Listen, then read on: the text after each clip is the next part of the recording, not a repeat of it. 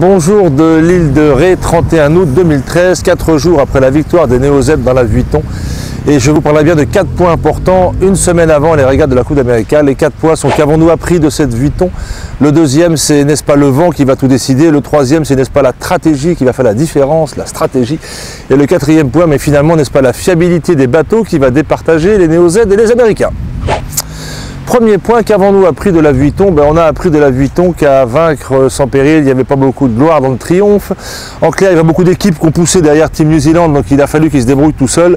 Un seul chiffre, sur 8 départs de finale et 3 de round robin, les Italiens de Prada n'ont réussi à gagner qu'un seul départ. Donc c'est une victoire sans partage des Néo-Z. Il a fallu qu'ils fassent en interne leur évolution et leur progression, et avec un seul bateau, donc c'est pas facile. Effectivement, ils sont très forts, mais on ne sait pas très bien où ils en sont. Ils auraient pu faire mieux si on les avait plus poussés derrière. Deuxième point, le vent. Regardez derrière moi, c'est assez mou. C'est ce que l'on attend à San Francisco début septembre. 10-12 nœuds. Il y aura même des nuages et du fog en plus. Et c'est là que les Américains d'Oracle ont pointé leur design. C'est des bateaux pour 10-12 nœuds. Mais je vais vous citer une phrase que tous les marins connaissent. Comme d'habitude, le vent n'est pas habituel. Il peut que ce ne soit pas le cas. Et dans ce cas-là, on sait qu'autour de 20 nœuds, et même 20 nœuds et plus, les Néo-Z sont très très forts, allant jusqu'à 48 nœuds au portant et foilant jusqu'à 28 nœuds au pré-serré. Wait and see. Troisième point, la stratégie, et c'est à mon avis c'est là un point très compliqué et difficile à cerner, parce que nous voulons tous et nous souhaitons tous des régates serrées.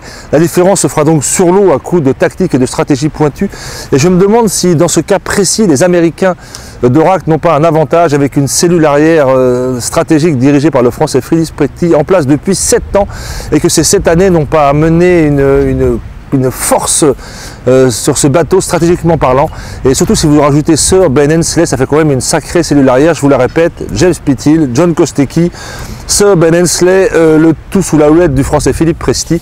Et tenez un seul chiffre, 2010, ils étaient déjà ensemble à part Ben Hensley. Les 2 départs contre Alinghi dans la Coupe de 2010, c'est 2 pénalités pour Alinghi, et moi qui étais dans l'équipe, je peux vous dire que c'était prévu, annoncé, et que ça s'est passé comme il le voulait. Dernier point, la fiabilité. Je reviens à un de mes dadas préférés. Je pense vraiment que ce sont les short teams qui feront gagner la Coupe de l'Amérique. Et regardez le programme.